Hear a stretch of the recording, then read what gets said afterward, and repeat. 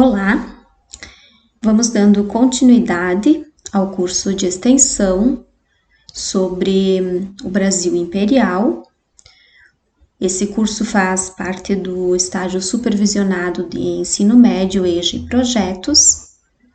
Na aula anterior eu falei sobre a independência do Brasil e o primeiro reinado. E hoje o assunto é o período regencial. A abdicação de Dom Pedro I, em 7 de abril de 1831, consolidou o processo de independência política do Brasil. Com isso, os portugueses que ocupavam cargos públicos foram substituídos por cidadãos brasileiros, que organizaram grupos políticos para atuar nas novas regras do jogo de poder. Durante o período regencial, o poder foi disputado pelos liberais moderados, liberais exaltados e restauradores. Então, quem eram os liberais moderados? Eram os representantes da aristocracia agrária do centro-sul do país.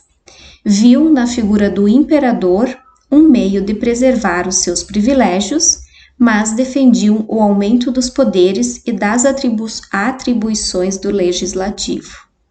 Estavam interessados na manutenção da ordem por meio de um governo centralizado, opondo-se às reformas sociais e econômicas. Nesse grupo destacam-se o padre Diogo Antônio de Feijó, o jurista Bernardo Pereira de Vasconcelos e o jornalista Evaristo da Veiga. Os liberais exaltados eram um grupo composto basicamente de pequenos proprietários e profissionais liberais. Defendiam maior autonomia para as províncias em uma monarquia descentralizada, em uma república. Defendiam até mesmo uma república. Reivindicavam também a ampliação do direito do voto, o federalismo, o fim do poder moderador, o fim do Conselho de Estado e do Senado vitalício. Entre os liberais exaltados, de mais destaque, estava Antônio Borges da Fonseca. Restauradores. Era um grupo mais conservador que pretendia reconduzir Dom Pedro I ao trono. Composto basicamente de burocratas e grandes comerciantes portugueses. Tinha entre os seus principais representantes José Bonifácio de Andrada e Silva. Com a morte de Dom Pedro I em 1834, a corrente perdeu força e seus integrantes incorporaram-se a outros grupos políticos. Então, nesse período, o regencial, os grupos políticos, os principais eram os liberais moderados e os exaltados.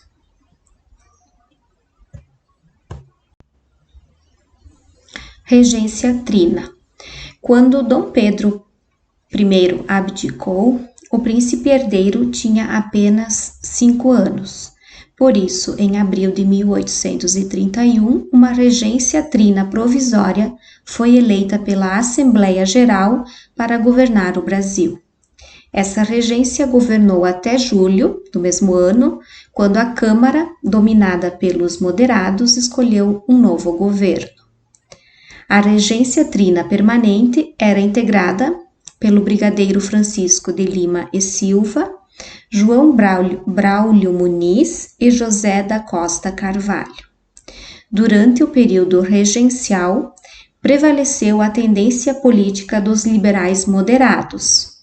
Por meio de reformas constitucionais, procuraram diminuir as funções do poder executivo e ampliar as atribuições do legislativo. Os moderados acreditavam que tais medidas podiam atender parte das reivindicações dos exaltados, que eram defensores do liberalismo. Nesse período, foi criada a Guarda Nacional, que exerceu funções policiais, coibindo crimes, os levantes e combatendo quilombos. O ato adicional de 1834 ocasionou importantes mudanças de caráter descentralizador na Constituição de 1824. Os conselhos provinciais foram transformados em assembleias legislativas provinciais, que poderiam criar leis e controlar os impostos e os gastos locais, bem como nomear seus próprios funcionários. Antes, essa tarefa pertencia à Assembleia Geral do Rio de Janeiro. Desse modo, os políticos locais passaram a usufruir de um mecanismo eficiente para obter votos em troca de favores. A maior autonomia para as províncias deu aos liberais exaltados, que eram a favor do federalismo, uma sensação de vitória política. Entretanto, as assembleias legislativas eram órgãos ligados diretamente aos presidentes das províncias, que continuaram a ser nomeados pelo governo central.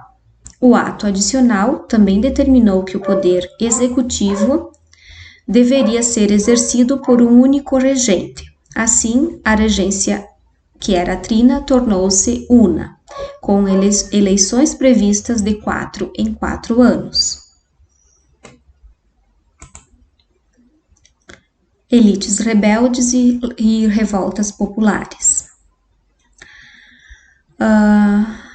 A defensor das propostas do ato adicional de 1834, o padre Diogo Antônio Feijó, eleito em 1835, assumiu o governo em um momento em que o país enfrentava uma série de levantes populares, que ameaçavam a preservação da monarquia e a unidade territorial.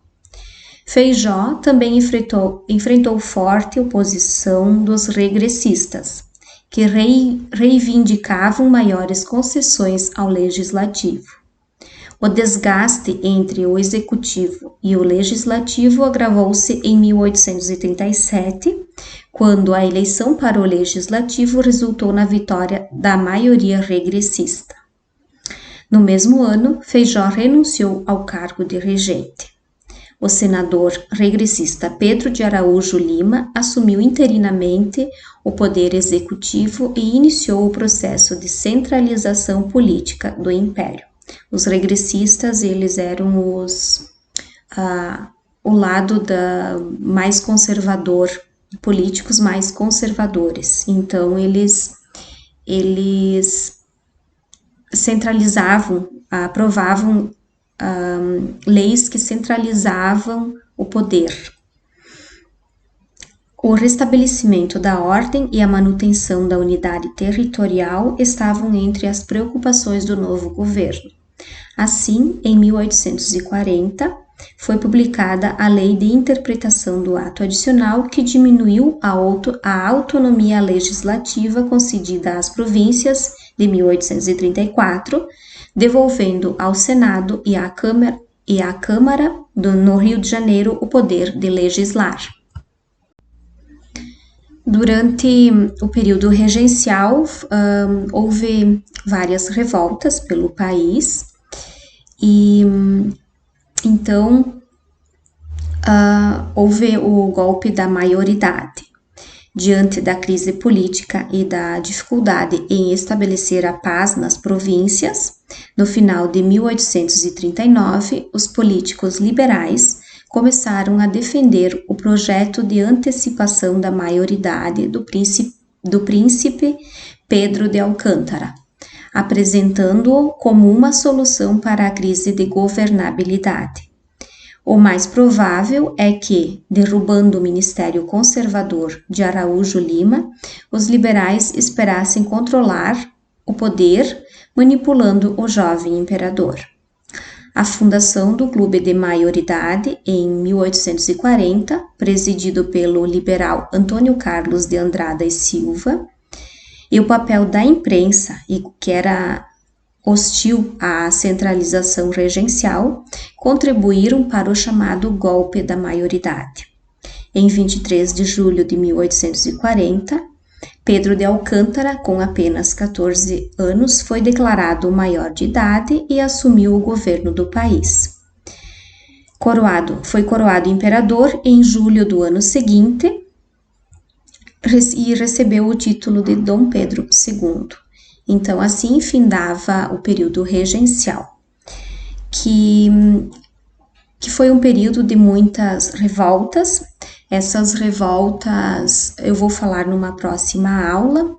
Vou falar um pouco sobre as principais, que foram a Revolta Farroupilha, a Balaiada, a Sabinada e a Revolta dos Malês. E eu aguardo todos vocês para as próximas aulas. Muito obrigada!